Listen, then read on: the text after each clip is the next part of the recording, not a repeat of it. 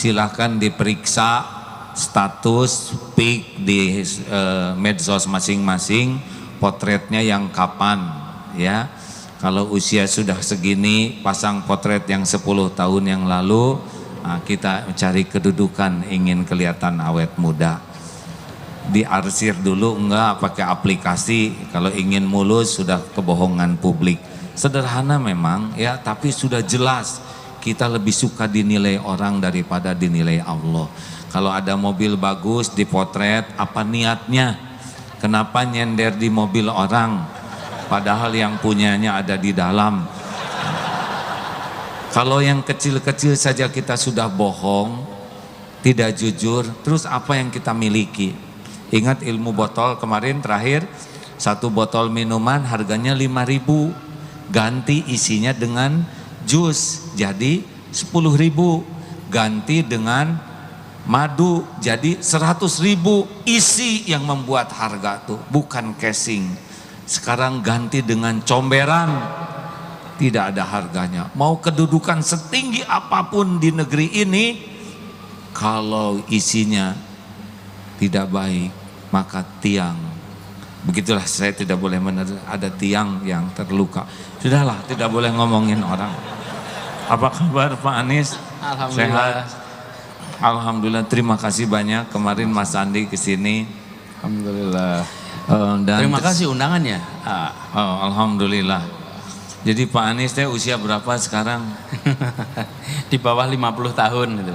Saya lahir tahun 69. 69. Oh, alhamdulillah. Mas Ipo? Saya 40-an. 40-an. Saya lahir tahun 62 Januari, udah 56 sekarang. Jadi adik-adik ini ya harus sabar. Kita itu kalau jumlah ukuran umur nggak bisa ngelawan. Nggak bisa Pak. Makanya, mau besok pun tetap kalah, mau tahun depan pun kalah. Makanya itu pertanyaan pertama Pak. Alhamdulillah. Jadi Pak Anies, kami menyikapi episode takdir ini dari segi ketauhidan ya. Betapa seperti di dalam surat Ali Imran 26, tu'til mulka man tasya. Allah lah yang menetapkan begitu, walaupun terpikir tidak dulu jadi gubernur sebelumnya Pak? Dulu? Ya. Sama sekali tidak pernah sama terpikir. Sekali tidak terpikir sama ya. Sekali. Ini menjelang pilkada masih terpikir atau enggak juga waktu itu? Kalau sekarang itu saya bisa bilang begini, memang menonton itu lebih enak daripada menjalani. Oh gitu ya. Kalau sekarang kan kita lihat itu. Iya Pak. Kalau dulu kan menjalani. Saya tidak pernah membayangkan. Bahkan ketika awal-awal, ini awal saya cerita ya. Bebas. Jadi awal 2016 saya masih bertugas di kementerian. Suatu ketika kami rapat pimpinan dengan para eselon 1. Saat itu di Jakarta lagi ramai. Karena waktu itu Pak Ridwan Kamil datang ke Jakarta. Bertemu dengan Pak Basuki. Kemudian waktu itu Jakarta lagi cari siapa calon gubernur. Dan dibicarakan 2 nama. Pak Ridwan Kamil dan Ibu Risma dari Surabaya. Bapak waktu itu masih menteri waktu itu? Saya menteri. Nah, saya rapat di kementerian. Selesai rapat kita makan, duduk, kan biasa ngobrol nih. Terus yang diobrolin, siapa nih calon gubernur Jakarta? Terus saya waktu itu bilang, ini siapapun calonnya, kompetisinya pasti ketat. Siapapun orangnya, nanti pasti lecet-lecet. Saya nggak membayangkan bahwa yang lecet Bapak. Makanya hati-hati dengan kata-kata gitu ya, kira-kira. Itu jadi kayak seperti doa tuh. Jadi ketika kemudian saya dicukupkan tugas di kementerian, saya pun masih nggak pernah membayangkan. Saya ke Bandung waktu itu Kak. Saya ke Bandung cari peralatan untuk ke pelosok gitu. Dengan teman-teman Wanadri waktu itu. Karena kami akan mendatangi anak-anak kita yang bertugas di pelosok. Kita ada anak-anak pengajar muda itu yang tugas di pelosok tanah air. Saya sudah berencana akan keliling saja. Jadi tidak pernah membayangkan. Bahkan ada satu lagi, kalau boleh cerita nih. Boleh ya. Ini dongeng nih, boleh kan ya? Boleh. Tapi ini ada Allah itu bekerja dengan cara yang misterius. Tanggal 23 September 2016 itu adalah tanggal pendaftaran pilkada. tanggal 20 September saya dijadwalkan, tanggal 23 itu, tanggal yang sama, saya dijadwalkan berada di New York untuk bicara mengenai dialog global tentang pendidikan. Kebetulan saya dapat tugas keynote di sana. Nah, ketika saya selesai jadi menteri, saya lapor ke mereka bahwa saya sudah tidak lagi menjadi menteri, undangannya dari Januari, ini September. Juli saya sampaikan saya tidak lagi, lalu mereka mengatakan tidak, undangannya tetap untuk Anda dan Anda tetap diundang untuk bicara.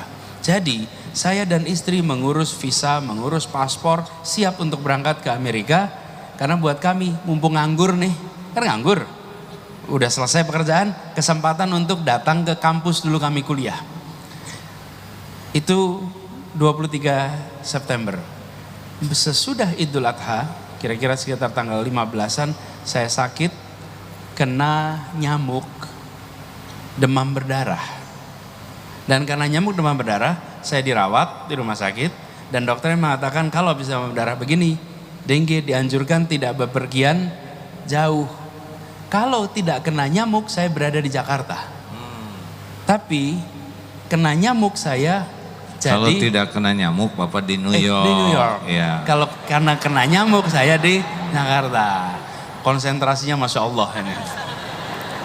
Jadi kalau waktu itu saya tidak sakit, saya lagi nggak di Jakarta dan saya nggak ikut proses itu semua. Jadi kalau tadi ditanya apakah pernah menduga, tidak, merencanakan, tidak. Tapi saya waktu itu sampaikan ketika saya dipanggil pertama kali, saya sampaikan begini, saya akan konsultasi pada ibu dan keluarga. Kalau ibu meridhoi, saya akan jalan. Bila ibu mengatakan tidak, maka saya tidak akan kerjakan. Lalu saya bicara dengan ibu, dan ibu waktu itu mengatakan, Anis, bila ini memang panggilan tanggung jawab umat, jalani. Tapi kalau itu kepinginan Anis, jangan dijalani. Jadi karena itu, Allah. bismillah, saya jalankan itu. Masya Allah, dipotong dulu segitu ya. Jadi sekarang kita tahu bahwa beliau itu jadi gubernur syariatnya oleh nyamuk, benar? Kepada yang digigit nyamuk jangan suudon ya.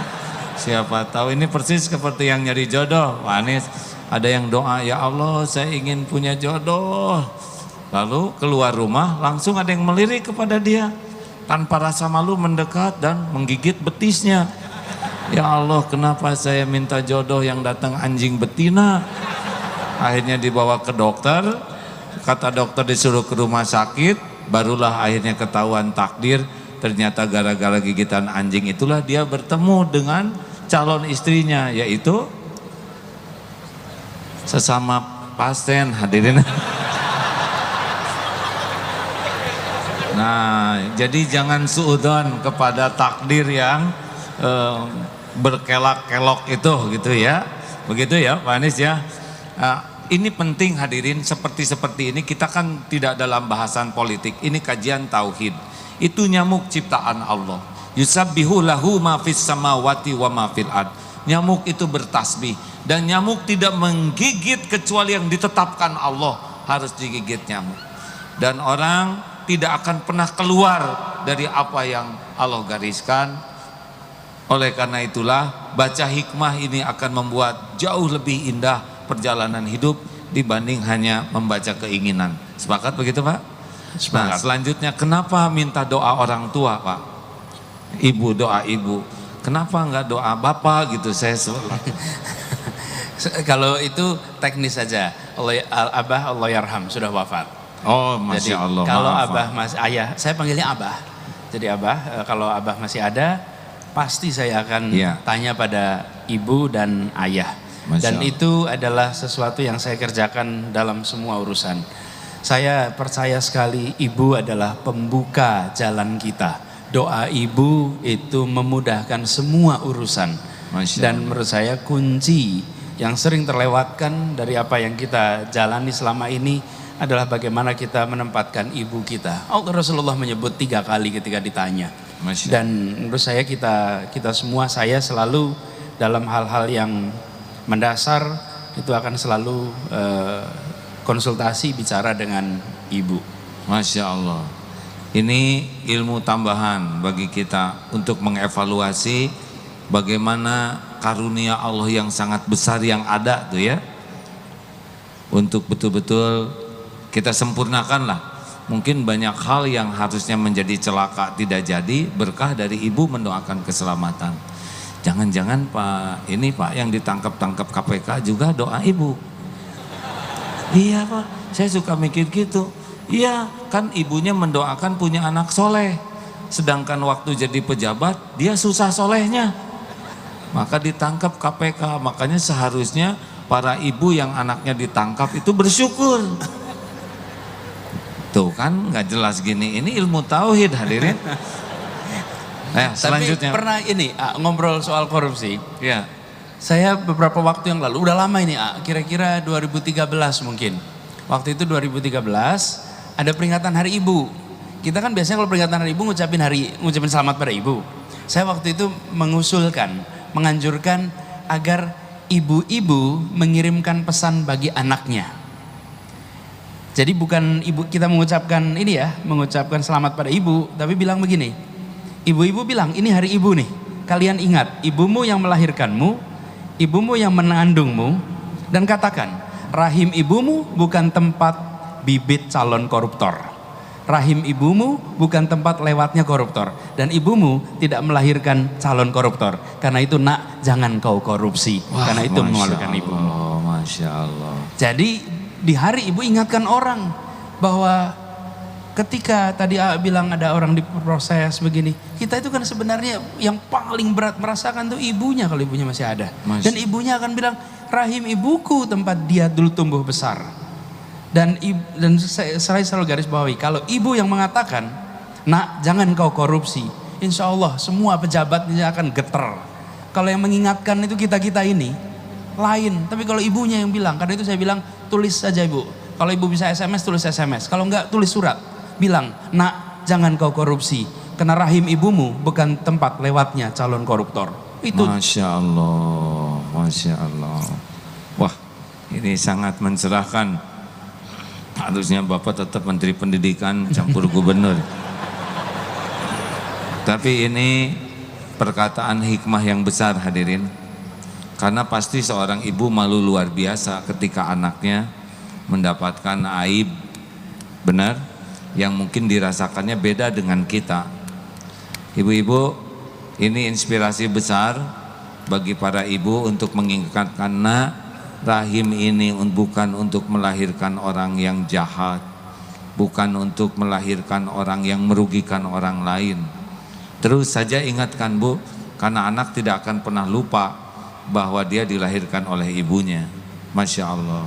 Terima kasih Pak, ini benar-benar bekal bagi kita nih. Insya Allah. Baik, bagaimana rasanya jadi seorang gubernur Pak dengan menteri, bedanya apa Pak?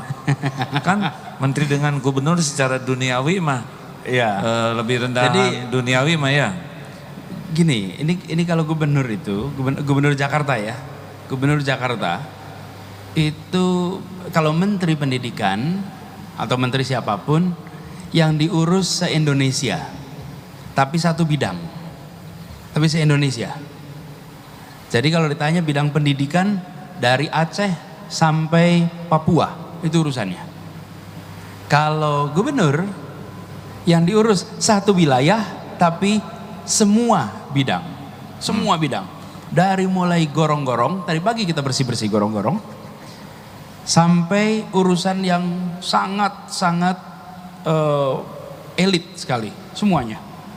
Tapi yang terasa sekali begini, sesudah jadi gubernur saya tidak pernah ke airport, jarang sekali ke airport, perginya Merunda, Kebayoran Lama, Cilincing, Ciputat. Kenapa? Ya memang urusannya Jakarta. Sampai saya itu datang ke airport tahun lalu, kaget lihat Terminal 3 itu. Saking tidak lihat perubahan di tempat itu, saking jarangnya ke airport. Karena jadi, itu daerah Banten Pak, bukan Jakarta, bukan wilayah Pak. Iya, mau ke Halim juga begitu. Kita urusannya nggak ada yang keluar kota, semua urusannya di Jakarta.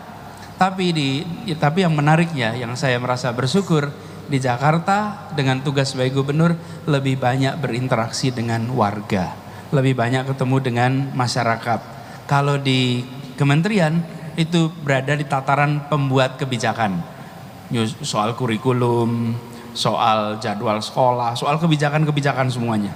Tapi kalau gubernur bicaranya pelaksanaan, implementasi. Dan karena itu juga, ini yang saya baru rasakan juga, kalau kementerian sibuknya Senin sampai Jumat. Kalau gubernur sibuknya Senin sampai Jumat, lalu itu Jumat pertama, lalu Jumat kedua, Jumat ketiga, lalu Senin lagi, Pak. Jadi nggak ada Sabtu Minggu. Nggak ada ya. Justru kegiatan warga adanya hari Sabtu dan Minggu, karena warga liburnya hari Sabtu dan Minggu. Jadi majelis-majelis, acara-acara dari mulai bersih-bersih kampung sampai imunisasi semuanya dilakukannya hari Sabtu dan Minggu.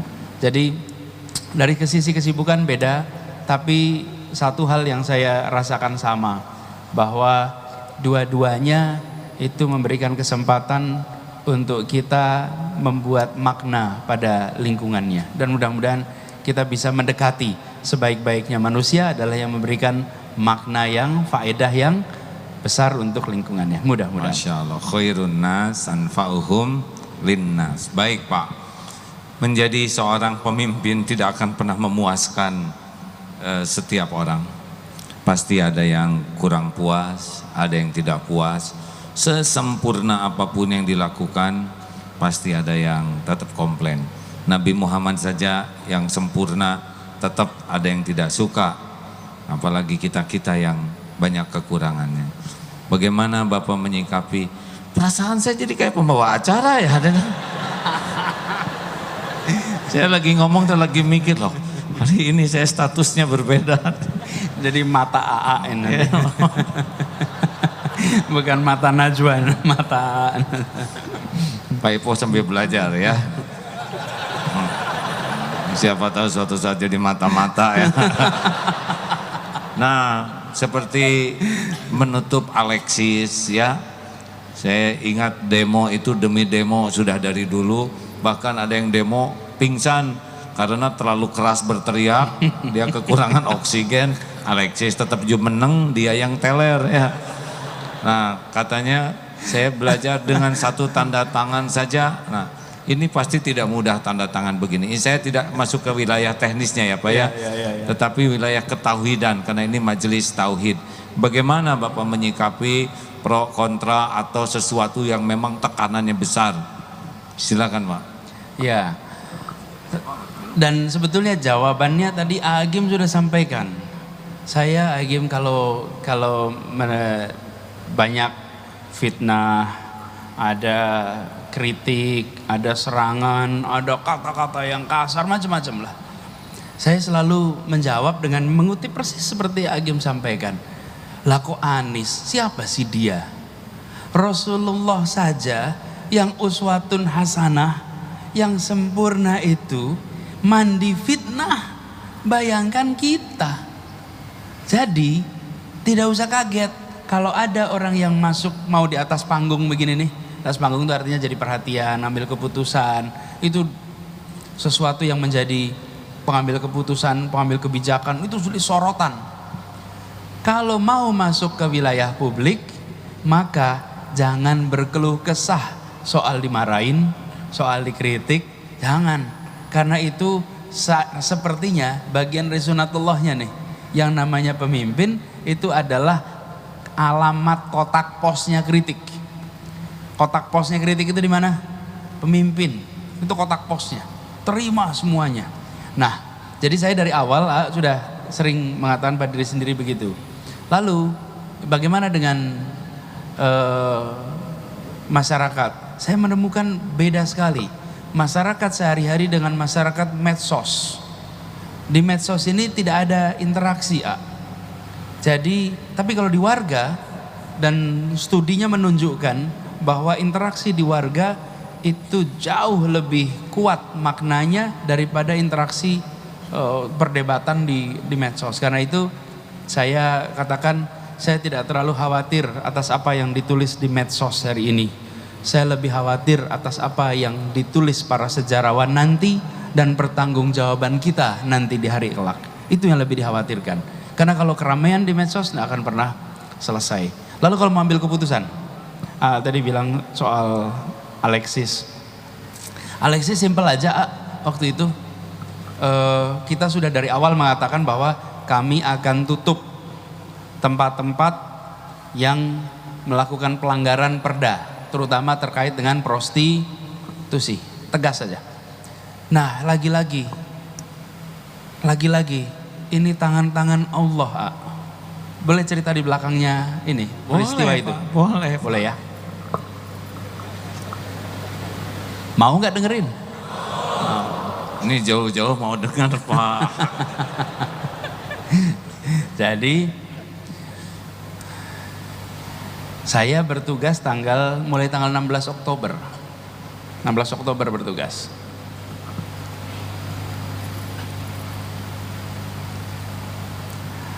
Lalu ada tempat hiburan ini yang izinnya habis bulan Agustus, tapi belum diperpanjang.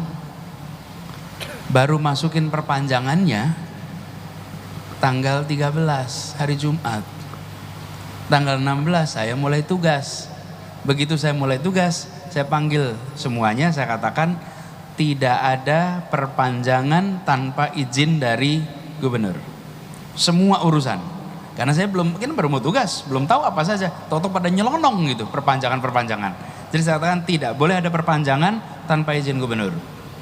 2 hari kemudian kepalanya datang, Pak, ini ada yang mengajukan perpanjangan. Namanya Alexis. Oh, ini yang ditunggu. Gitu. Jadi pucuk dicinta ulam tiba ya Allah yang ngatur. Padahal itu makanya Allah yang mengatur. Dan kita coba kalau dia sudah memperpanjang bulan Agustus, kan habis Agustus, maka saya harus membatalkan.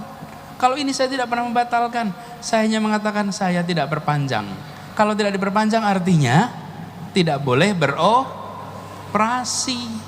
Kalau saya membatalkan, maka pemerintah mengubah keputusan. Betul tidak? Dari diizinkan jadi dibatalkan. Kalau ini kami tidak beri izin. Terus Pak, tenaga kerjanya, loh wong izinnya habis kok tenaga kerja. Pada saat Anda merekrut orang, Anda tahu izinnya habis bulan Agustus. Udah tahu. Kita kalau bikin usaha kan begitu. Tahu izinnya 2 tahun, ya jangan ngerekrut orang untuk kerja 3 tahun. Betul tidak? Betul. Jadi yang kami lakukan kemarin itu adalah menutup dengan cara tidak memberikan perpanjangan. Dan begitu mereka nggak bisa nuntut. Kalau saya membatalkan, mereka bisa nuntut. Kami menuntut, apa dasarnya kami dibatalkan? Kalau ini, wong kita udah tahu kelakuannya gimana, nggak kita terusin izinnya. Jadi alhamdulillah secara legal aman, sama sekali tidak ada konsekuensi. Dan alhamdulillah kalau bicara tentang rezeki, banyak yang waktu itu bilang, Pak Anies nutup prostitusi, nutup tempat hiburan seperti itu, nanti pendapatan Pemda DKI turun, nanti pendapatan pemerintah turun. Itu dikatakan semuanya. Anda boleh cek sosmed, boleh cek media online sekitar akhir Oktober, semuanya pada bilang pendapatan turun. Sebaliknya, Allah mentakdirkan DKI tahun ini pertama kalinya target pendapatan naik dan melampaui target sampai 103% dari yang kita dapat. Alhamdulillah. Jadi sumbernya diganti, yang itu ditutup dan sebetulnya yang ditutup bukan cuma satu, cuma yang ramai satu, kan yang terkenal satu. Kalau yang lainnya kurang terkenal. Mungkin karena dulu nggak pernah di demo, jadi kurang terkenal. Yang lainnya kita tutup, cuma nggak jadi berita. Dan apa yang terjadi? Justru pendapatan kita pertama kali melampaui 100%. Alhamdulillah. Alhamdulillah. Yang membuka, menahan, mengunci rezeki itu cuma satu, Allah Subhanahu wa taala. Jadi jangan risau, bener aja. Insya Allah barokah. Luar biasa. Boleh saya sedikit komentari Pak Anies ya? Ahlan wa sahlan. Jadi perkara bab hina menghina ini bab yang seperti yang diungkapkan Rasulullah Shallallahu Alaihi Wasallam yang sempurna tetap mandi penghinaan, berlumur fitnah dari orang lain, dan tidak berkurang kemuliaan beliau. Karena setiap perbuatan kembali kepada pembuatnya. Masih ingat cerita tentang tukang mangga? Saya sambil istirahat Pak Anies ya. Ini mengulang kembali bagi yang baru datang. Tukang mangga bete, dibeli oleh seorang ibu-ibu, berapa ini mangga? Bu, gak usah banyak tanya, saya udah tulis di sana. Si ibu tersinggung, meninggal sopan kayak gini tukang mangga. Ibu-ibu rewel banget sih. Panas, amit-amit saya gak akan beli ini. Biarin, masih banyak pembeli yang lain, pergi. Rambutnya berdiri, kerudung membesar, hidung mendengus, mata terbeliak, kaki mengais-ngais. Saking marahnya, masuk ke pintu mobil, jebret, dibanting. Suami nanya, ada apa mah? Diam Pak, ini urusan harga diri wanita. Suami tidak punya salah sama sekali, menanggung resiko. Lalu anak dari belakang, mama, mana mangganya? Nanti. Coba hadirin, orang yang terpedaya oleh sikap orang lain. Suami segitu solehnya, hafiz Quran, didramatisasi, tetap kena getahnya. Untung ada ibu-ibu majelis taklim ini yang soleha. Datang ke sana, berapa ini deh mangga? Bu, jangan rewel, tiap mangga udah saya spidolin. Oh ya maaf, saya beli sekilo deh. Sekilo, penampilan keren cuman sekilo, nggak ngemodal banget. Ya maaf, saya perlunya sekilo. Beli 15.000. Bu, harga 15, duit ibu 20. Ibu tahu nggak keutamaan sedekah? Yang sedekah digugurkan dosa, diampuni oleh Allah, ditolak bala dan musibah, dilipat gandakan rezeki. Sedekahin ke saya Bu ya. Baik Bu, cuma 5.000 kecil, jangan riak loh. Baik, coba itu. Si ibu mah tenang aja. Dilihat nih oleh si ibu yang mendengus tadi. Bu sini, bagaimana bisa sabar menghadapi tukang dagang error? Bu, saya perhatikan sikap ibu tadi, itu persis saya beberapa tahun yang lalu. Saya mudah tersinggung, saya mudah jengkel, saya mudah marah, akibatnya komplikasi penyakit saya. Darah tinggi, plus darah kental, dan kurang darah. Ada gitu penyakit kayak gitu. Kaligata, ambeien, pokoknya komplikasi. Kata guru saya, penyakit lahir itu diakibatkan penyakit kolbu sebagian besar. Jadi bagaimana Bu ngobatinnya? Obatnya sederhana. Saya tidak mau diperdaya, dipenjara oleh perilaku orang lain. Saya tidak mau diatur oleh perilaku buruk orang lain. Saya hanya mau diatur oleh apa yang Allah sukai. Itu saja. Dia melotot, biarin, itu mata dia. Kita juga punya mata sendiri, kedip, normal. Dia ngomong jelek, itu pilihan dia. Kenapa saya harus ikut ngomong jelek? Kalau dia ngomong jelek, kita ngomong jelek. Dia melotot, kita melotot. Dia menghina, kita menghina. Mau ngapain sekolah tinggi-tinggi? Kalau bisanya cuma niru keburukan orang. Mau ngapain ikut majelis taklim? Kalau kerjanya hanya ngeladenin kebusukan orang. Kita punya standar yang Allah sukai. Makanya dia ngomong jelek, kita ngomong baik aja. Dia melotot, kedip, dia nyebut monyet, hei monyet kamu, bukan manusia. Sembuh tuh penyakit. Saya juga udah nyobain Pak Anies dihina, udah tahu kan zaman saya dibully dulu. Ini saya tidak ngungkit-ngungkit masa lalu hadirin. Tapi apa salah saya coba Pak Anies, ya nggak? Sah menurut agama, sah menurut negara, 7 tahun dibully itu Pak. Masya Allah, Alhamdulillah. Tanpa dibully mungkin saya masih belum bisa mengenal Allah dengan baik. Justru dibully itulah yang membuat kita bisa menyadari bahwa penghinaan orang kepada kita jauh lebih sederhana dibanding kehinaan kita yang sesungguhnya. Ya, kalau saya baca yang menghina, cetek dibanding dengan aib saya yang ditutupi oleh Allah Subhanahu wa taala. Kalau ibu ada yang ngomong tuh, si ibu sih banyak omong, alhamdulillah, berarti dia tidak tahu saya banyak hutang, banyak aib. Itu beberapa teknik ya. Supaya makin kuat aja ya, kan baru setahun dibulinya, belum lama. 7 tahun Pak saya tuh, baru ringan-ringan akhir-akhir ini saja. Untung ada pilkada. Baik, alhamdulillah. Mas Ipo mau nanya enggak? Saya mau nanya lagi ya.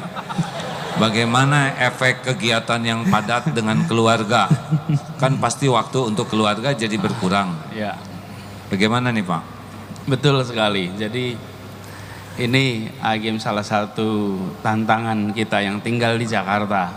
Baik yang tugasnya jadi gubernur maupun yang tugasnya lain-lain. Semuanya punya masalah yang sama. Berangkat pagi-pagi, pulang malam. Betul nggak? Banyak sekali. Banyak di kantor nih, staf yang berangkatnya 4:30 pagi dari rumah. Jam 5 pagi. Sudah sampai di kantor jam 6. Karena kalau berangkatnya lebih telat, macet, dan ini cerita jamak nih di Jakarta.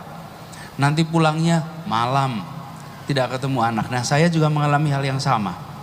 Karena itu kami sesudah pindah ke Jakarta, kami memutuskan untuk berbagi tugas. Jadi saya pagi berangkatnya itu tidak terlalu pagi. Kenapa? Karena saya biasanya pulangnya malam. Jadi pagi jadi kesempatan untuk ketemu dengan anak-anak. Jadi tiap pagi kita ketemu dengan anak-anak sebelum anak-anak pada berangkat ke sekolah. Lalu siang mereka di sekolah, saya juga kerja. Malam, saya biasanya pulang malam, anak-anak sudah pada tidur. Lalu Sabtu dan Minggu diikhtiarkan untuk bisa kegiatan sama-sama. Mereka juga ada kegiatan di sekolahnya, tapi kita cari slot waktu yang kita bisa sama-sama. Lalu sering Jumat sore atau hari yang lain, ibu, istri saya dengan anak-anak itu ketemuan di salah satu tempat di Jakarta. Sehingga tidak harus tunggu ke rumah. Saya hari ini belum pindah ke rumah dinas. Masih tetap di rumah saya di Lebak Bulus.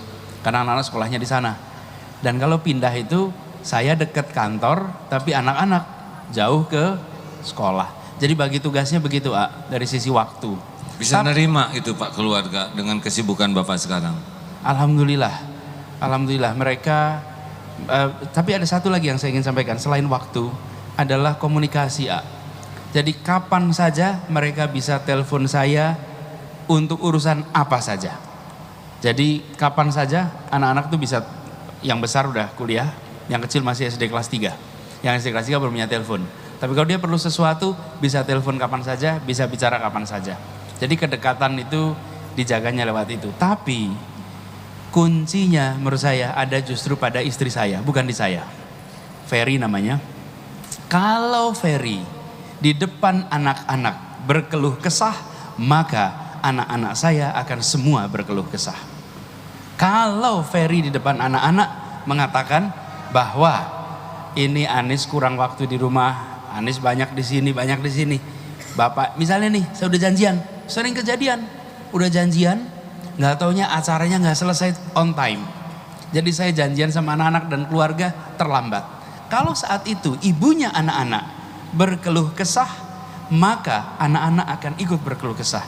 Saya bersyukur sekali bahwa saya ditakdirkan didampingi istri yang tidak pernah berkeluh kesah di depan anak-anak. Wah, mantap. Alhamdulillah. Dengar ibu-ibu. Saya rasa itu kuncinya. Dan saya sepakat Pak. Saya bersepakat Pak. Apalagi kalau kompak dua-duanya begitu ya. Maksudnya suami dan istri. Wah. Baik, Masya Allah. Sudah diam, hadirin jangan ikut campur. Masya Allah, karena saya sangat percaya bahwa keseimbangan itu akan membuat seseorang bisa memimpin dengan lebih bijak, ya. Beda dengan daya dukung rumah kurang, anak-anak kurang, dia tidak bisa maksimal memimpin. Kalau di rumah juga tempat keseimbangan hati itu tidak didapatkan. Ya. Sepakat tidak begitu Pak? Sepakat ya. Bayangin, Pokoknya, kalau maaf. ya di balik kesuksesan seorang lelaki pasti ada seorang perempuan. Ada beberapa orang ya, ibunya, bisa istrinya, bisa anaknya, tapi pasti itu menjadi bagian dari keseimbangan kemampuan mental seseorang. Sepakat ya Pak ya? Sepakat. Saya mendengar ini menjadi sangat yakin dengan itu. Sebagaimana yang saya rasakan. Bagaimana Pak? Soalnya memang saya bayangin, saya tidak terbayang kalau saya harus pulang malam sampai di rumah justru disambut dengan kenapa baru jam segini, kenapa? Alhamdulillah, boleh dengan teman-teman yang membantu saya dekat, semuanya tahu persis. Tapi juga penting bagi saya untuk mengatakan apa adanya. Kalau memang pulangnya malam, jangan bilang pulang awal. Jadi katakan memang malam. Dan apa yang saya kerjakan diketahui sepenuhnya oleh istri, oleh keluarga. Jadi tidak ada, insya Allah nggak ada yang aneh-aneh kemudian. Jadi dengan begitu kepercayaan itu, kesaling percayaan itu terjaga. Dan mudah-mudahan ini terus. Kami baru usia masih bawah AA, masih belajar A, masih belajar, jadi belum tuntas ini. Mudah-mudahan didekatkan dengan ikhlas dan dimudahkan untuk jadi orang tua yang baik untuk anak-anaknya. Amin, amin ya rabbal alamin. Allah maha mendengar Pak. Insya Allah. Hal yang kita garis bawahi ya, komunikasi itu jadi dekat dengan 3 kuncinya. 1, aman. Jadi kalau komunikasi tidak aman, dikit-dikit dipotong, dikit-dikit dimarah, dikit-dikit disalahkan, nggak ada komunikasi. Jadi kalau ingin dekat dengan anak, jangan suka motong, jangan telepon hanya buat nyuruh sholat, pasti nggak diangkat teleponnya. Ya, pasti nyuruh lagi nih. Pokoknya harus aman, aman. Yang kedua, suportif, harus bersifat membangun. Bagaimana kita dengar istri beliau yang membangun terus. Itu membuat nyaman kita tuh berdialog. Setiap orang pasti bisa bikin salah, benar? Ada seorang anak yang tidak mau masuk ke rumah. Bukan anak saya cerita ini ya. Kenapa nggak mau masuk? Rupanya nilainya jelek. Tenang, nah nilai berapapun yang penting bisa jadi lebih baik. Berapa nilainya coba? 4 Pak. 4? Alhamdulillah, Bapak dulu 3 nah. Langsung ceria si anak. Gara-gara 3, Bapak belajar, Bapak jadi bintang kelas. Kamu ciri-ciri mau jadi bintang kelas. Tuh jadi akrab, benar? Coba 4 belet di mana? Macet tuh. Makanya harus suportif, membangun. Dan yang ketiga, seperti yang dikatakan beliau, terbuka. Yang bisa bikin potensi masalah itu adalah enggak terbuka. Kita harus mau terbuka kepada orang yang memang menjadi bagian dari hidup kita. Jadi nggak ada kecurigaan. Tuh, jelas? Bu, Ibu, apakah Ibu mau punya suami yang jujur? Yang jelas, mau? Tuh, dengerin Pak, ya. Apakah Ibu siap kalau suami Ibu mengatakan yang sejujurnya? Sok salah, wae udah Pak, terusin aja Pak. Ibu mah dibelain jadi nggak jelas gini. Tapi memang Pak Anies harus siap ya dengan beberapa sifat wanita. Bapak mungkin belum begitu paham, tapi saya agak paham tentang. Coba, ini pelajaran yang lama. Bu, Ibu yang baik, kalau Ibu dikejar anjing mau bagaimana? Lari ya Pak ya. Kalau Ibu dan anjing lari, cepetan mana? Nah begitulah kadang-kadang bicara dulu ya, baru berpikir. Udah mikir bingung dia. Udah bingung terus ketawa sendiri, tapi tidak minta maaf. Itu biasa adanya. Tenang aja Bu ya. Baik Pak Anies, semoga diistiqomahkan keluarga ini. Mas Ipo belajar terus, menyimak. Masih muda, tenang ya. Pak Anies, ini berkaitan dengan cita-cita Bapak. Jakarta tuh mau diseperti apakan dengan Pak Sandi Uno tuh? Ke arah mana dibawanya Jakarta ini? Ya, jadi Jakarta ini kota tempat begitu banyak sejarah Republik ini ditorehkan di sini. Ketika kita mengumandangkan kemerdekaan itu di Jakarta. Dan kenapa kita merdeka? Disebutkan 4. Bisa melindungi semua, bisa mencerdaskan, bisa mensejahterakan, betul ya? Dan menjadi bagian dari dunia, itu. Karena itu kalau saya ditanya, apa yang ingin tercapai di Jakarta? Saya ingin yang dijanjikan kemerdekaan terbayar lunas di ibu kota ini. Terbayar lunas di ibu kota ini. Karena kenyataannya hari ini, Agim, 3 juta penduduk Jakarta penghasilannya di bawah 1 juta rupiah. 3 juta penduduk Jakarta di bawah 1 juta rupiah. Padahal penduduk kita 10 juta. Kita biasanya kalau ngomong Jakarta yang dibicarakan kemacetan. Yang dibicarakan kemacetan itu penting kalau Anda sudah kerja. Kalau Anda menganggur nggak ada soal kemacetan itu. Anda di rumah nggak ada soal kemacetan. Jadi kemiskinan yang ada di Jakarta itulah prioritas utama kita untuk diselesaikan. Dan yang miskin siapa? Yang miskin kita ini, umat ini. 2 km, 3 km dari kita di sini. Lewat Jalan Nabi Muruk, sebelah kirinya Jakarta Barat, di sana kemiskinan ekstrim. Jalan ke utara kemiskinan ekstrim. Jadi Agim, kalau boleh saya sampaikan nomor 1, kita ingin membereskan ketimpangan di Jakarta. Disinilah mau lihat yang paling ekstrim miskinnya di Jakarta. Mau lihat yang paling ekstrim kayanya juga di Jakarta. Ketimpangan ini luar biasa. Jadi arahnya Jakarta mana? Arahnya bereskan kemiskinan. Kalau kemiskinan tidak bisa dibereskan, jangan harap kota ini akan bisa menjadi contoh bagi Indonesia ataupun ke dunia. Nggak bisa. Karena PR dalam kotanya saja tidak selesai. Ini, saya terus terang lihatnya ini sesudah kampanye. Sebelum itu saya juga nggak sadar. Saya tahu kemiskinan. Karena kami mengelola program mengirimkan guru-guru ke pelosok. Saya sudah ke pelosok tanah air. Tapi ketika saya datang ke sini, ke kampung-kampung di Jakarta, yang saya temukan adalah kemiskinan yang jauh lebih berat daripada kemiskinan yang saya temukan di pelosok. Di kampung, miskin dalam udara yang bersih, miskin dalam lahan yang luas, miskin dengan sumber daya yang tersedia. Itu tadi mangga, makanan, semuanya ada, ikan, miskin bersama keluarga besar. Tapi sampai di Jakarta, miskin dalam ruang yang amat sempit. 3 kali 4 dipakai 5 orang, 6 orang. Padatnya luar biasa, kumuh, kotor, tanpa pekerjaan yang jelas. Jadi kalau boleh saya ceritakan panjang nanti. Jadi kemiskinan. Yang kedua adalah pendidikan. Di Jakarta ini, masa sih Jakarta Utara itu yang lulus SMA cuma 52%. 48% anak kita tidak pernah lulus SMA. Ini ibu kota. Tempat yang dari kita ini, dari Masjid Istiqlal ini hanya beberapa kilometer, Jakarta Utara itu.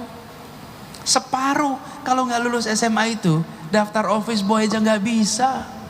Ini ibu kota. Jadi yang nomor 2 adalah pendidikan. Kita kalah sama beberapa kabupaten di Papua. Jumlah persentase yang lulus. Pendidikan, bukan hanya lulusnya, tapi insya Allah kualitasnya. Dan kalau kita bicara akhlak, akhlak itu dapat lewat apa? Pendidikan. Bagaimana bisa membangun kota bagus jika warganya tidak terdidik? Karena itu pendidikan kunci. Yang ketiga adalah lapangan pekerjaan. Orang datang ke Jakarta untuk mencari pekerjaan.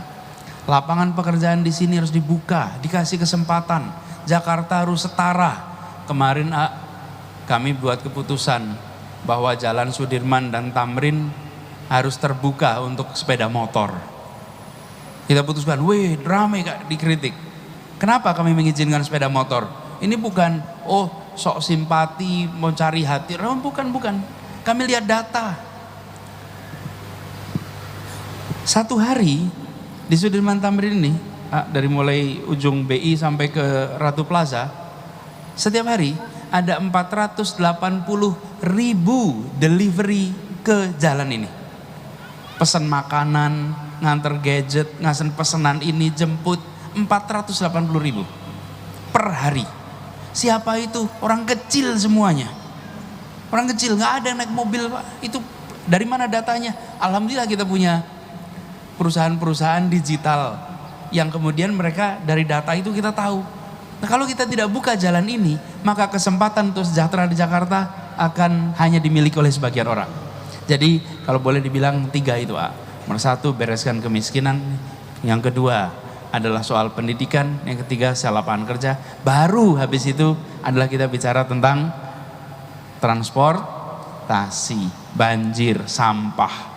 Dikerjakannya bareng-bareng, tidak boleh tidak. Tapi prioritasnya itu artinya, kalau prioritas itu terlihatnya di mana? Di anggaran. Semuanya dikerjakan. Besarnya anggaran menunjukkan prioritasnya kemana. Bayangkan, pembangunan itu, sebagian bangunan itu bisa dibangun 1 kilometer itu bisa 500 miliar. Tapi untuk kampung miskin berapa uang yang dialokasikan? Jadi itu kira-kira prioritasnya. Insya Allah mudah-mudahan diberi kemudahan untuk menjalankannya. Tuh kan kita mah nggak pernah membayangkan juga ya. Ada yang seperti ini, kita merasa Jakarta metropolitan saja. Karena kita lulus SMA, kita merasa semua orang lulus saja. Karena kita punya pekerjaan, kita merasa setiap orang udah kerja. Padahal ternyata begitulah amanahnya. Baik, yang terakhir nih sebelum kita tutup, siapkan dulu buat sedekah, Deden ya. Masih ingat sedekah tuh yang di YouTube itu? Yang 100.000 dengan 1.000, ingat nggak? Itu kebanyakan mikir tuh. Ya, ada yang sedekah jamaah ngeluarin 2 lembar, 100.000 dengan 1.000, mikir yang mana? Aduh, 100. Akhirnya diputuskanlah yang 100.000 dilipat dan dimasukkan ke saku, yang 1.000 dimasukkan ke kotak infak. Tahu-tahu ada kakek-kakek dari belakang ngasih uang 100.000. Kaget, saya aja cuma 1.000, kakek nggak kelihatan keren, sedekahnya 100.000. Luar biasa sih kakek. Masukin lagi ke kotak infak, ditepuk lagi dari yang belakang, itu jatuh dari saku. Nah gitulah adanya. Hati-hati yang pelit-pelit ya, ini hanya peringatan saja ya. Kalau saudara sedekahnya pelit, coba tes keimanan mah gampang, dari ini aja. Kalau punya uang 120.000, mana yang dimasukin ke sini? Jujur dulu, ini jujur dulu. 20, tambah rezekinya jadi 125.000. Berapa yang ke sini?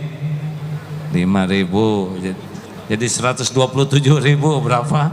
2.000 lagi, Pak. Baik, Pak Anies, apa yang Pak Anies harapkan dari jamaah ini? Tadi sudah jelas cita-cita, sekarang apa yang bisa kami lakukan nih? Yang pernah milih kan waktu itu? Benar? 2 atau 3? Silakan, apa yang diharapkan, ya. Keterlibatan apa nih dari masyarakat Jakarta ini? Ya, terima kasih ya Hakim. Kami berharap bahwa saudara-saudara semua yang di sini ikut merasa sebagai warga Jakarta. Kalau merasa warga Jakarta itu merasa memiliki. Kalau ini contoh nih, kita lewat parkiran di depan rumah nih, ada beberapa motor kotor. Kira-kira kalau kita mau bersihkan, bersihin semua motor atau motor kita sendiri? Motor kita sendiri, karena kita merasa memiliki motor. Kota ini banyak sekali penghuninya yang tidak merasa memiliki kotanya, sehingga buang sampah di mana saja. Ada masalah, diam. Contoh masalah, anak-anak main pinggir jalan. Kalau itu ada kita, ditegur. Jangan kau main di pinggir jalan, bisa kena tabrak nanti. Betul tidak? Tapi kalau ada anak orang lain ditegur tidak? Karena itu sebentar. Maaf. Ya, terima kasih. Karena itu saya mengajak pada kita semua, mari jadi merasa warga Jakarta. Dan hari-hari ini saya usul bersihkan lingkungan. Saudara-saudara semua, ajak warga membersihkan lingkungan.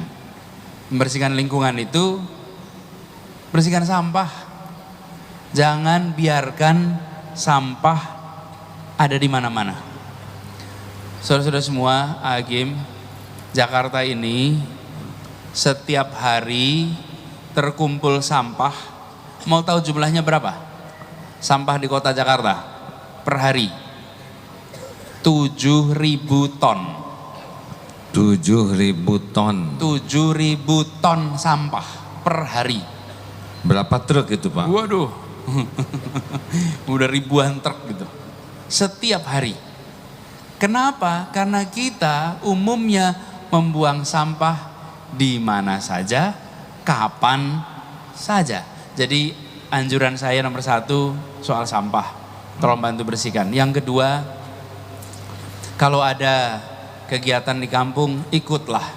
Dari mulai majelis taklim, maulud, pertemuan RW, pertemuan RT, saudara-saudara semua yang di sini jangan pasif, apalagi yang muda-muda. Ikut terlibat. Kenapa ini penting? Karena yang senyatanya membangun masyarakat itu adalah masyarakat sendiri. Pemerintah itu menyiapkan infrastrukturnya, jalanannya, paritnya, airnya, tapi sosial masyarakatnya ya masyarakatnya sendiri. Karena itu semua jamaah di sini saya harap kalau boleh mereka itu jadi motor-motor penggerak di kampungnya masing-masing. Karena itu yang kemudian bisa membawa perubahan di masyarakat di Jakarta. Bagian kami tanggung jawab untuk menyiapkannya, menyiapkan infrastrukturnya. Tapi saya meminta pada saudara-saudara semua di sini, tunjukkan ketika kami yang menang, kita semua menang, maka kita bukan hanya mengandalkan pemerintah berbuat, tapi kita semua ikut berbuat dan bertindak. Itu aja. Masya Allah. Boleh saya sedikit cerita pengalaman di pesantren Pak? Kecil sekali pesantren Darut Tauhid. Mangga. Jadi kalau kita ingin merubah sesuatu, rumusnya 3M. Ingin Jakarta berubah nih, ingin Indonesia berubah, maka 3M. Yang pertama, mulai dari diri sendiri. Ulangi. Mimnya kurang panjang. Mulai dari diri sendiri. Ulangi. Yang kedua, mulai dari hal yang kecil. Dan yang ketiga, mulai saat ini. Ulangi coba Pak Gubernur. Mulai dari diri sendiri. 2, mulai dari hal yang kecil. Dan 3, mulai dari saat ini. Sebab kalau kita hanya menuntut orang lain berubah, tidak ada yang berubah. Kita yang harus, tapi banyak yang harus dirubah. Kalau tumpukan bata sangat banyak, lihat bata terdekat, ambil dan pindahkan.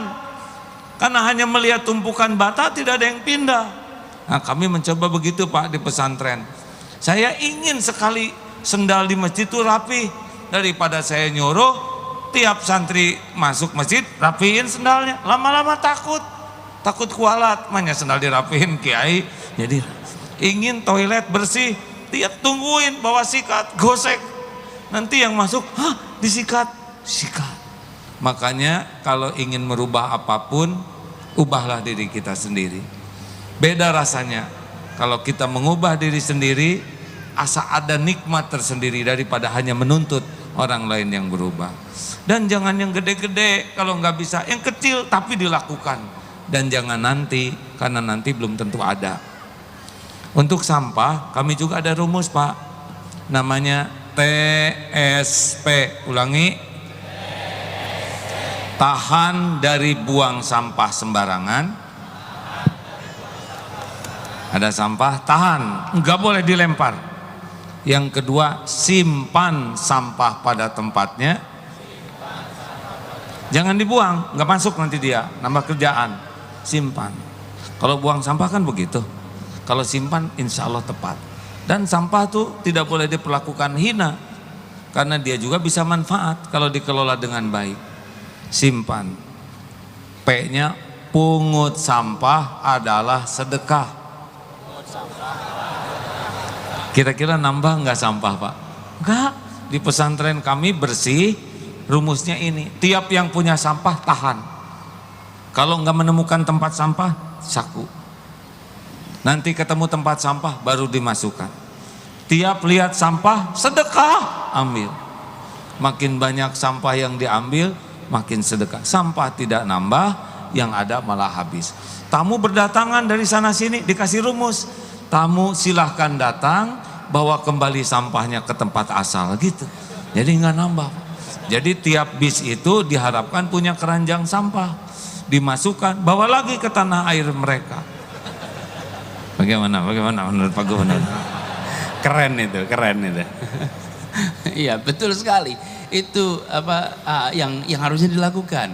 Jadi bahkan kita sekarang sudah mulai harus memilih barang yang tidak meninggalkan residu, sisa. Nih mau belanja, bawa tas.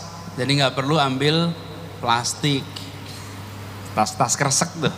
Sehingga nggak ada sampahnya karena kita bawa tas. Nanti waktu beli barangnya juga milih barang yang nanti bisa didaur ulang sama yang tidak bisa didaur ulang. Jadi di rumah juga begitu, kalau ada acara mau pilih pakai gelas plastik atau mau pilih pakai gelas yang bisa didaur ulang, yang kaca nih yang bisa dibersihin, bisa ini. Jadi itu saya setuju sekali. TSP. Kami bisa bantu untuk Insya Allah melatihnya, nanti Pak, kita ya. pakai buat di Jakarta ini. Ada lagi Pak, belum selesai ya. Apa lagi? Namanya, kalau di kami itu menentukan sekali orang bisa naik pangkat, naik kelas tuh. BRTT, ulangi. Bersih, rapi, tertib, teratur. Ulangi. Bersih, rapi, tertib, teratur. Sana harus begitu. Tempat makan BRTT, kamar BRTT, parkir BRTT. Kalau santri tidak BRTT nggak naik tuh walaupun pintar, karena dia sudah tidak bertanggung jawab untuk dirinya dan untuk orang lain. Mau apa pintar orang tidak tanggung jawab. SD berapa tahun? SMP, SMA 12 tahun sekolah, ada yang nyimpen sampah pada tempatnya aja nggak bisa tuh Pak. Belajar apa 12 tahun, kuliah 5 tahun, parkir motor aja nggak bisa pada tempatnya. Belajar apa? Pinter nggak ada gunanya, gelar tinggi nggak ada gunanya kalau dia zolim, karena menempatkan sesuatu tidak pada tempatnya namanya zolim. Merokok, maaf ya Pak, menurut saya itu ke paru-paru zolim, ke paru-paru orang zolim. Merokok yang baik itu dikunyah. Mungkin asal nggak ada asapnya. Kalaupun mau pakai merokok, dibungkus kepalanya pakai kantong semen, jadi utuh bagi dirimu seorang. Bagaimana Pak menurut? BRTT ini penting Pak, budaya BRTT. Ya bagus tuh, jadi TSP ke BRTT nantinya bersih, ya BRTT bersih, rapi, tertib, teratur. Karena kalau sudah begini nyaman Pak, nyaman ya. Dan ini yang disampaikan ini mendasar, karena yang namanya budaya itu sebenarnya kata lainnya kebiasaan. Jadi tidak ada yang namanya budaya bersih itu datangnya lewat pengajaran, adanya lewat pembiasaan. Jadi mau diajarin berkali-kali, itu yang terjadi di kita. Diajari berkali-kali, terus menerus, tapi tidak ada proses pembiasaan. Karena itu tidak jadi kebiasaan. Jadi yang penting nanti kita coba jadikan kebiasaan. Kalau udah jadi kebiasaan pribadi, kebiasaan kelompok, kebiasaan masyarakat, mudah-mudahan bisa menjadi kebiasaan kota, insya Allah. Mungkin ke depan Pak, semua majelis ini pulangnya dibagikan buku kecil. Ya Pak, seperti TSP, setuju tidak Pak? Nggak apa-apa, nanti kami cetakan. Kalau nggak ada biaya, biarlah kami sendiri yang membiayai. Tapi masa sih nggak ada ya nggak? Sebagai bonus aja Pak, sedikit lagi. Nanti makanya Pak Anies silakan mampir ke pesantren Bandung, belum ya Pak ya? Nah nanti sebagai gongnya adalah karakternya itu bebas komiba. Nah, ada lagi nih rumus. Berantakan, rapikan. Basah, keringkan. Kotor, bersihkan. Miring, luruskan. Bahaya, amankan. Bebas komiba. Oh ya. Jadi standar, lihat keset miring, set, luruskan. Ke toilet ada peninggalan orang yang berkesan, bersihkan. Nggak usah nanya, nggak akan ada yang ngaku, benar? Lihat ini miring apa tuh, hiasan dinding miring, luruskan. Karena pernah ada seorang penceramah pakai kopiah hitam begitu Pak, semangat, saudara-saudara, menceng ke sini. Padahal ceramahnya sedih, tapi tetap orang ketawa karena miring, hadirin. Dan setiap bahaya, lihat ada duri, ambil, ada puntung rokok, ambil. Kalau itu sudah menjadi karakter kita, bebas komiba, kita bisa beramal banyak sekali dalam hidup ini. Aneh tapi nyata, hasilnya lingkungan kita menjadi BRTT, bersih, rapi, tertib, teratur. Dengan kata lain, kami siap bekerja sama Pak, dengan Pak Gubernur, karena tidak hanya cuman milih, kita pun harus tanggung jawab untuk bisa melaksanakan apa yang kita cita-citakan bersama. Mungkin ada pesan-pesan terakhir sebelum Bapak meninggalkan dunia yang acara yang fana ini Pak. Maksudnya apa ini Kak? Ya. Gini, saya terima kasih sekali. Saya ingin sampaikan sebagai pribadi dan sebagai gubernur bahwa telah secara rutin datang ke Jakarta dan ikut mewarnai suasana, ikut menumbuhkan akhlak warga Jakarta. Atas nama pemerintah provinsi saya menyampaikan terima kasih. Terus yang kedua, saya ingin sampaikan juga apresiasi kepada semuanya yang selama ini sudah terlibat di kegiatan warga. Saya ingin mengajak lebih intensif. Dan saya berharap Bapak Ibu semua di sini yang disampaikan oleh Agim itu, ini saya dengarkan, saya sering mendengar rekamannya. Sering, bahkan dulu alhamdulillah waktu haji kita sebelahan tenda nih, satu maktab kita ketika di Mina di sana. Ini harus bisa menjadi refleksi bagi kita semua. Untuk apa? Kekuatan dari, kalau boleh saya komentar sedikit, kemampuan ini adalah merefleksikan apa yang dijalaninya. Tidak semua kita menjalani hal yang sama, tapi tidak semua kita mau merefleksikan atas apa yang kita jalani. Kalau kita merefleksikan apa yang kita jalani, muncul apa? Hikmah. Kalau muncul hikmah jadinya pengalaman. Ada orang menjalani hal yang sama, sama-sama jadi supir, sama-sama nyupir 2 tahun, tapi yang satu setiap waktu refleksi atas apa yang dikerjakan. Dalam waktu 2 tahun, dia nilai pengalamannya seakan-akan 5 tahun. Dibandingkan dengan yang hanya menjalani sebagai supir. Dalam menjalani kehidupan merefleksikan dan ditambah lagi refleksinya ini dengan prisma. Prismanya apa? Prisma tauhid. Jadi sudut pandangnya adalah sudut pandang tauhid. Karena itu setiap kali melihat fenomena justru bisa mendekatkan kita kepada Allah. Saya membayangkan lebih banyak lagi keluarga yang insya Allah bisa melahirkan dan mendidik anak-anaknya sehingga bisa seperti Agim ini. Reflektif dan bisa kemudian mengambil hikmah dari yang jalani dan melihat dari sudut pandang lain. Tadi itu cerita tentang orang yang marah, bagaimana lihat dari pandangan lain. Kita kan melihatnya lucu, geli gitu bukan? Kenapa? Karena beliau mengungkapkan sesuatu yang normal, cuman kita nggak kepikir. Itu memikirkan yang tidak terpikir. Jadi mudah-mudahan majelis yang rutin ini menjadi hikmah bagi kita semua, bukan saja di tempat ini, tapi kita laksanakan dalam keseharian nanti. Terima kasih. Alhamdulillah. Mas Cipo, ada itu yang terakhir sebelum meninggalkan acara yang fana ini. Baik, sahabat sekalian, ada yang mau berikrar syahadat. Acara kita mendengar yang syahadat, lalu kita bertafakur sejenak, mengevaluasi perjalanan hidup kita dan tutup doa ya. Terima kasih. Ahad bulan Februari, insya Allah Habib Nabil Mustawa akan ikut bersama kita di sini, mudah-mudahan bisa dapat ilmu, pengalaman juga dari beliau. Baik, kita dengar dulu syahadat ya, Pak Anies jadi saksi dulu ini. Kepada Zidan, mana ada Zidan di sana? Ya terima kasih bersama ibunya juga ya. Ya boleh duduk di sana saja cukup. Alhamdulillah. Zidan Al-Fadino ya, Masya Allah. Sekarang akan bersyahadat bersama ibunya ini Ibu. Masya Allah, Alhamdulillah. Sudah siap? Kita tidak berpanjang kata, langsung saja ikuti ya. Bismillahirrahmanirrahim. Yang lain jadi saksi.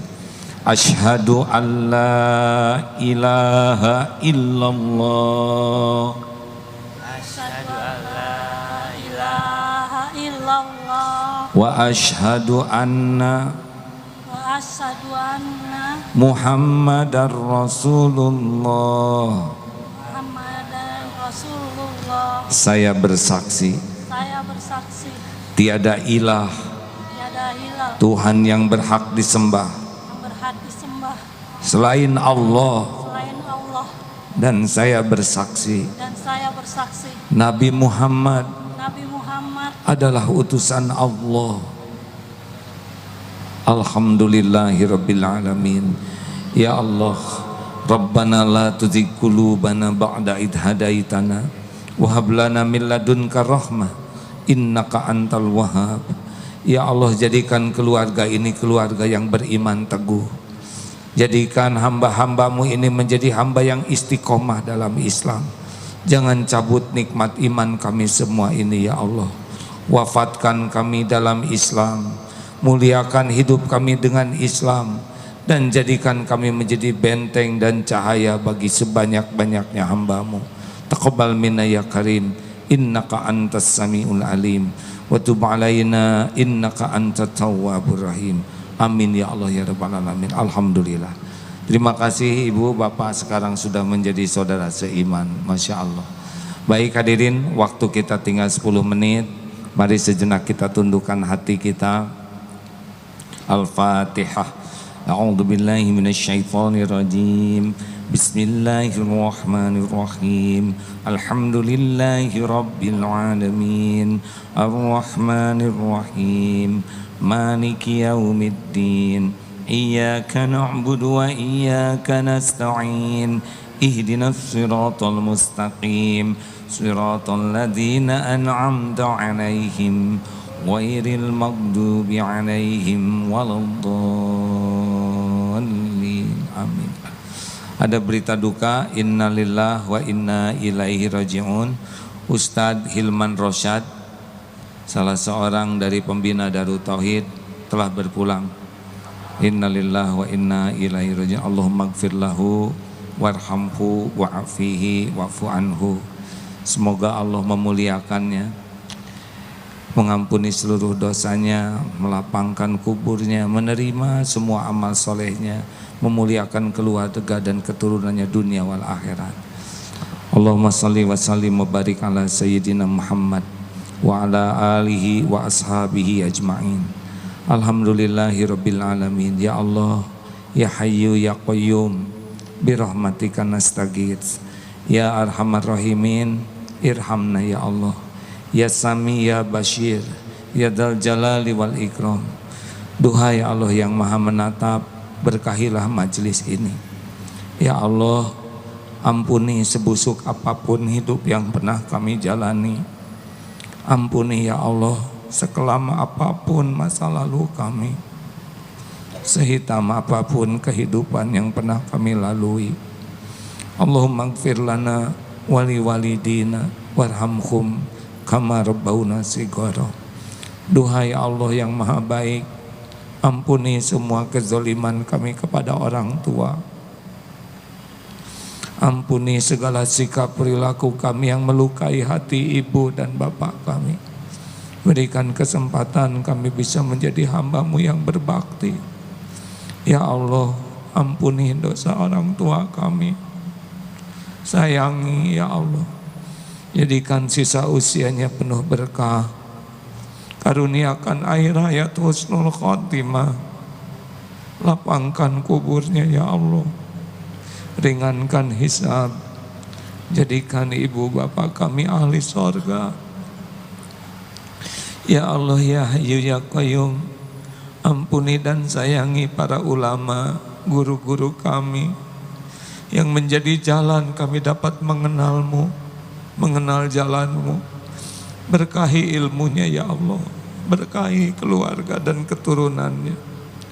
Jadikan setiap kebaikan yang dapat kami lakukan mengalirkan ganjaran bagi orang tua dan guru-guru kami ya Allah. Allahumma gfir lil mu'minina wal mu'minat wal muslimina wal muslimat al ahya'i minhum wal amwat. Duhai Allah yang Maha Tahu, ampuni dan sayangi hamba-hamba-Mu yang berbuat baik kepada kami, yang terang-terangan, yang sembunyi-sembunyi, yang senantiasa mendoakan kebaikan untuk kami. Lipat gandakan kemuliaan dunia akhiratnya ya Allah. Jua ampuni hamba-hamba-Mu yang kami sakiti, yang sengaja maupun tidak sengaja. Bukakan hatinya agar lapang memaafkan kami. Ya Allah, ampuni hamba-hamba-Mu yang menyakiti kami.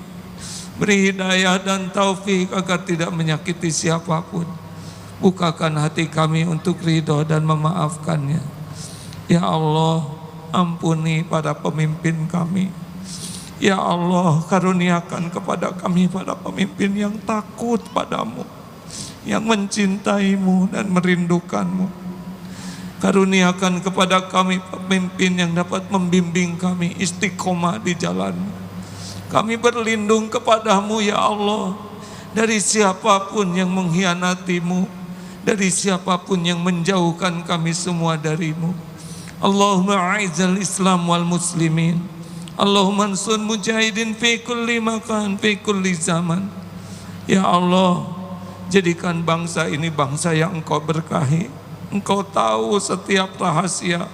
Kullillahumma malikal mulk, tu'til mulka man tasya, wa tanzi'ul mulka mimman tasya, wa tu'izzu man tasya, wa tudhillu man tasya. Biyadikal khair, innaka ala kulli syai'in qadir. Ya Allah, berkahi sisa umur kami.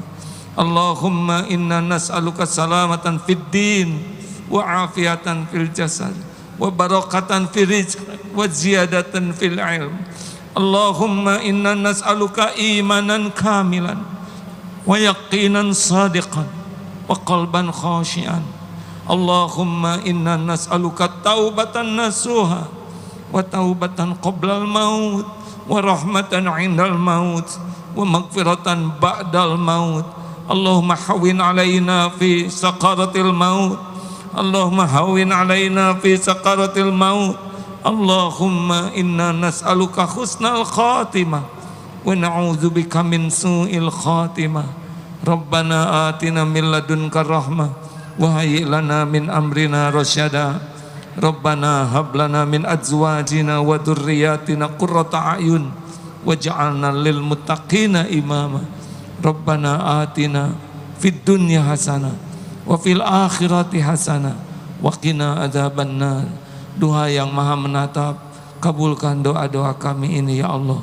Sembuhkan yang sedang sakit, berikan jalan keluar yang dihimpit masalah, lepaskan dari lilitan hutang piutang, mudahkan segala urusan yang Engkau ridhoi, jauhkan dari bala fitnah wal musibah.